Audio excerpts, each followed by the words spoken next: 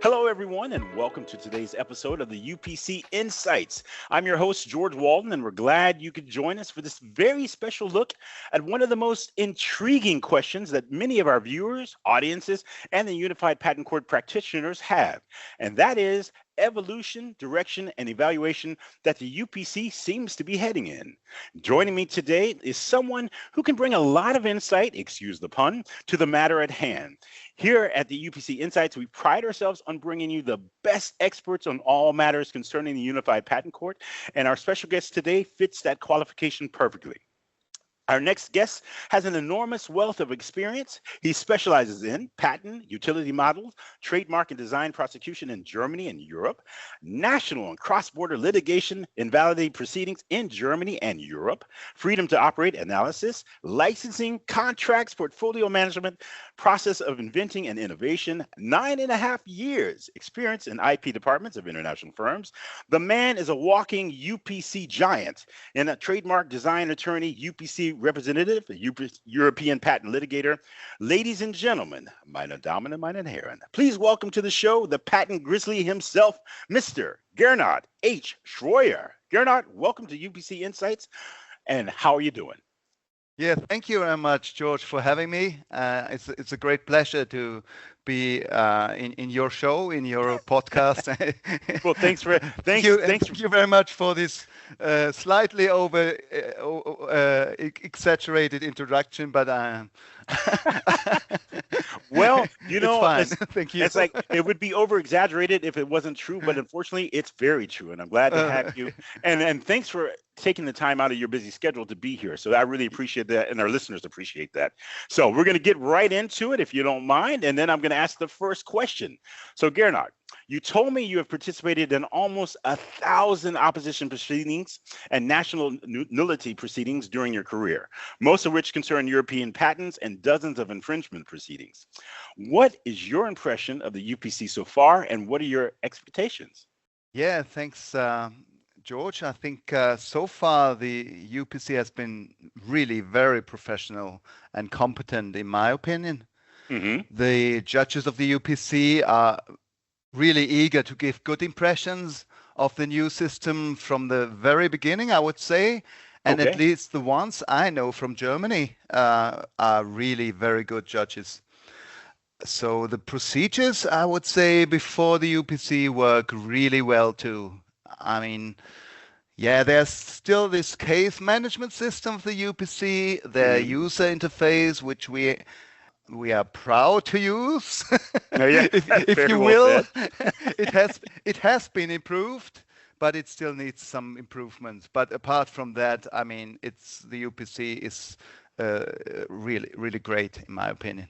So then some people have expected that the UPC would follow the case law of the boards of appeal of the EPO closely. What's your impression? Do you find it's following that closely, or is it something different?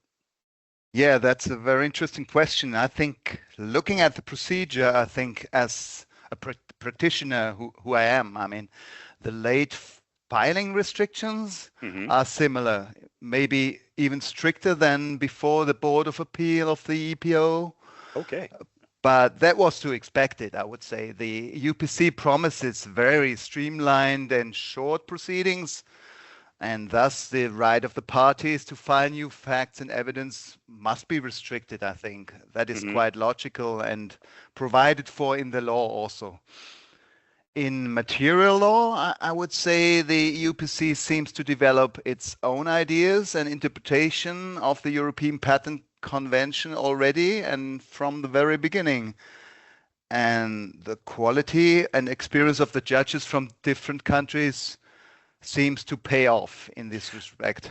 That's pretty interesting that you say that, because before you mentioned with my first question that you have good judges in Germany. Before I get to the next question, have you met any bad judges outside of Germany, or is that just a prerequisite, or you feel more comfortable with German judges? How does that work? Oh, that's a good question. I think the by far majority of judges I have met are, of course, German judges. I met French judges, Italian judges, Swedish judges, British judges, and there is some difference in the approach they have towards patent infringement. So I mean, this is getting a little bit political now, but I would say that the by far most experience in patent litigation was in Germany, and so I don't have the percentages by heart, but I would Right, say that the vast majority of patent litigation took place in Germany, and if right, you look right. at the UPC, the local divisions, there's still a huge number of cases taking place before the local divisions in Germany. Right, right. So that's interesting. But getting back to your question, first, in the material law, that UPC seems to develop its own ideas and interpretation of the European Patent Convention from the very beginning, and the quality and experience of the judges from different countries seems to pay off. That's interesting. Can you give some more examples? Yeah, a first example is that the EPO follows this really dogmatic problem solution approach for assessing inventive step. The parties have to define a closest prior art Mm-hmm. and to name the differentiating features of the claim over this very the closest prior art, and then their technical effect, and then to formulate a corresponding technical problem. Okay. Now it is try to find a hint to this problem and the Mm-hmm. solution to this problem in the prior art. And this is based on the EPO's could-would approach. Aha.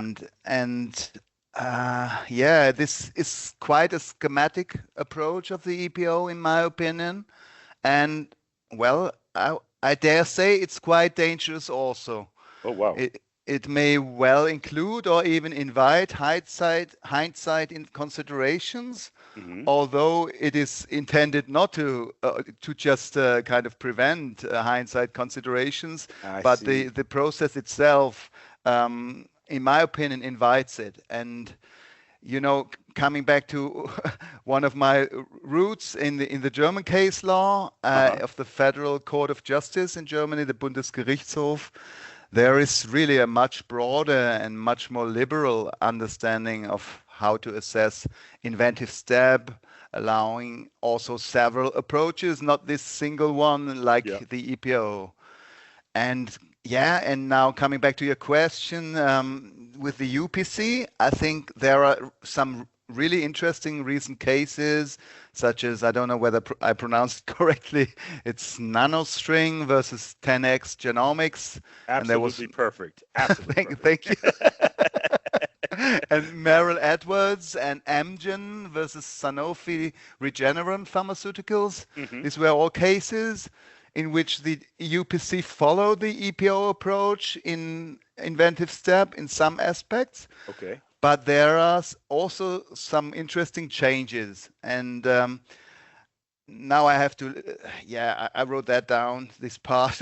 it's Yeah. it's from the UPC decisions, because I want to cite every word correctly.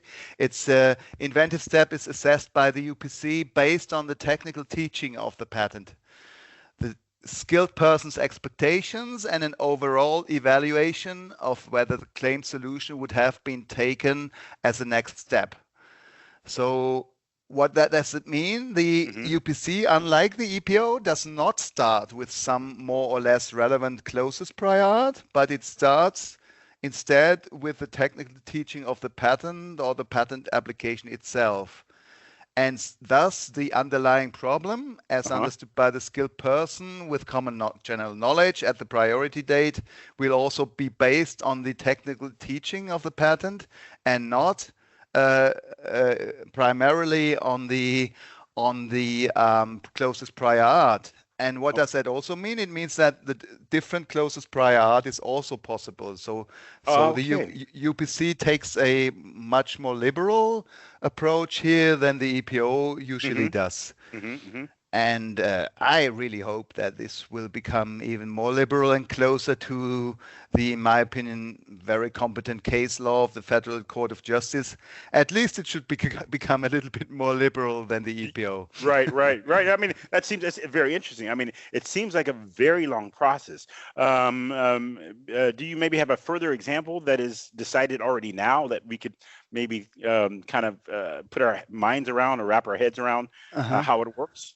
In the recent case law, I Hmm. think I became aware of the UPC decision Abbott Sinocare, Okay. which I found really exciting because it there is really this dogmatic approach of the EPO that Hmm. non-technical features in a claim cannot contribute to inventive step at all. And the Oh. UPC somewhat overturned this approach.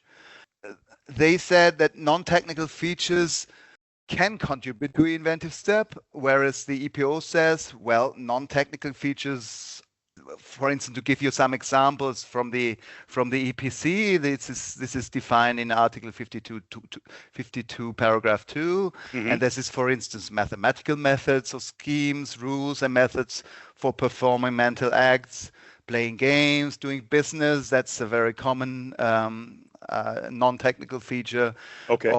or also in the field of medicine, diagnostic or surgical methods. So if you deal with such areas, you always have problems with the EPO, Oh.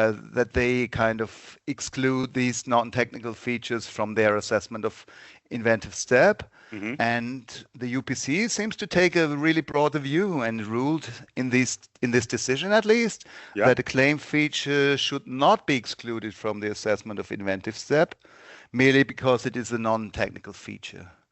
So a feature that is non-technical, they say, as such, may still contribute to the technical character of the claimed invention as a whole by Uh-huh. its interaction with the other claim features.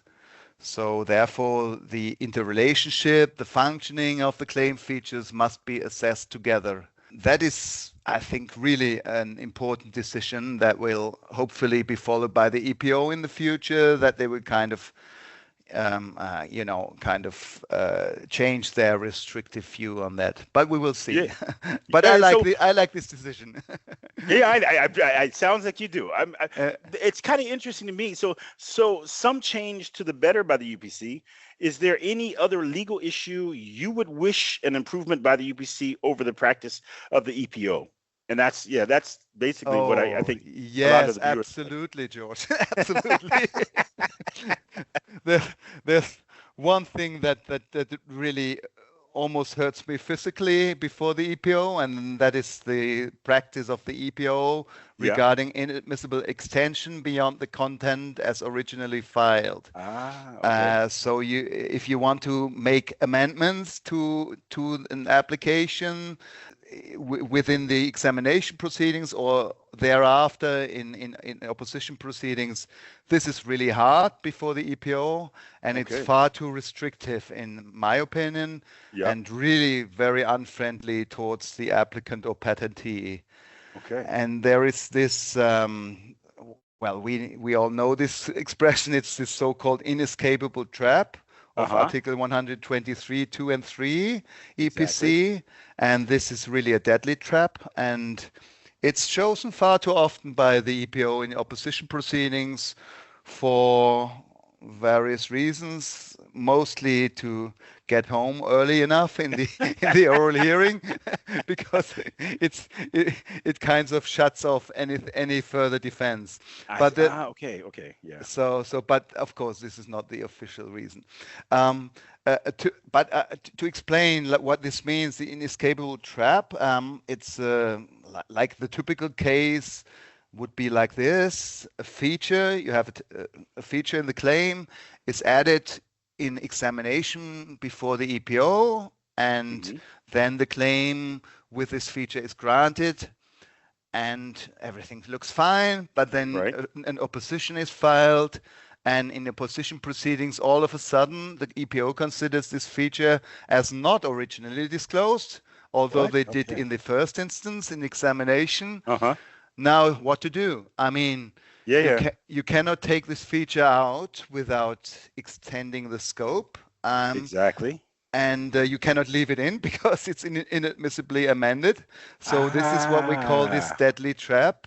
okay. We call it inescapable because Right. there's no escape, and you will lose you will lose the patent, the European patent, completely. There's no way Wow. out. Yeah. Wow. Wow. So one, let's may I call it mistake in the examination proceedings, Uh-huh. or let's call it a change of mind Hmm.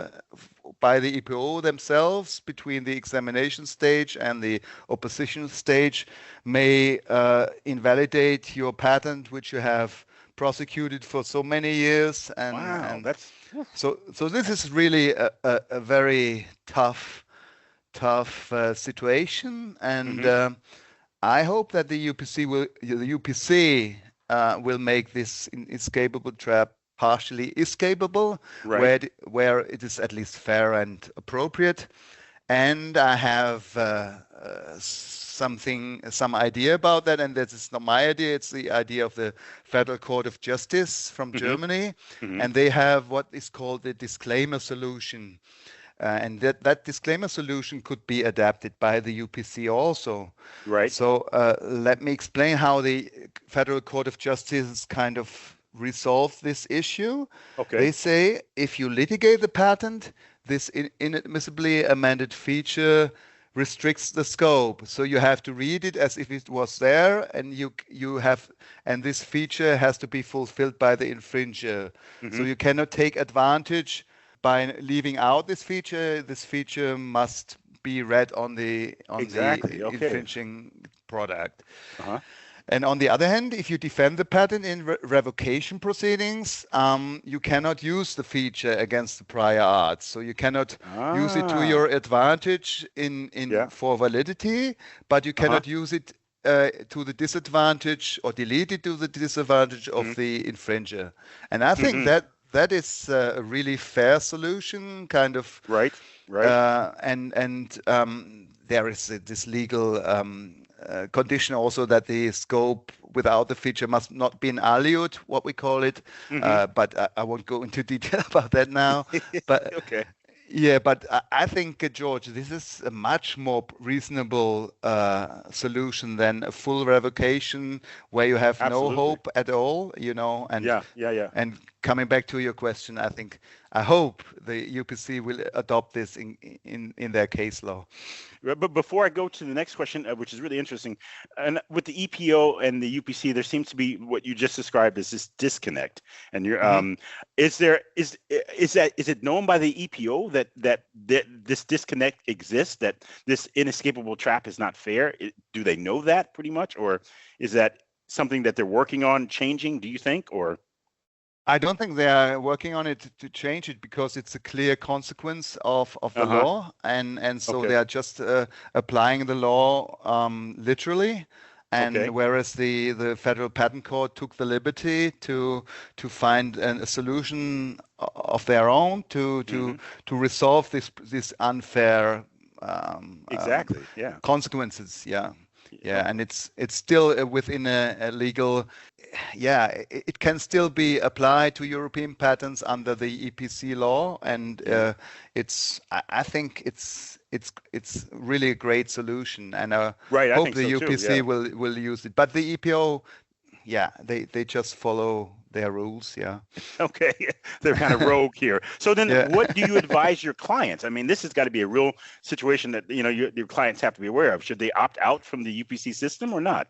Wow, yeah, yeah. I mean, that is up to the client to decide, I think, and of course that involves many strategical considerations, I would hmm say, and it depends on the individual patents you have, Okay. the patent portfolios, your market situation.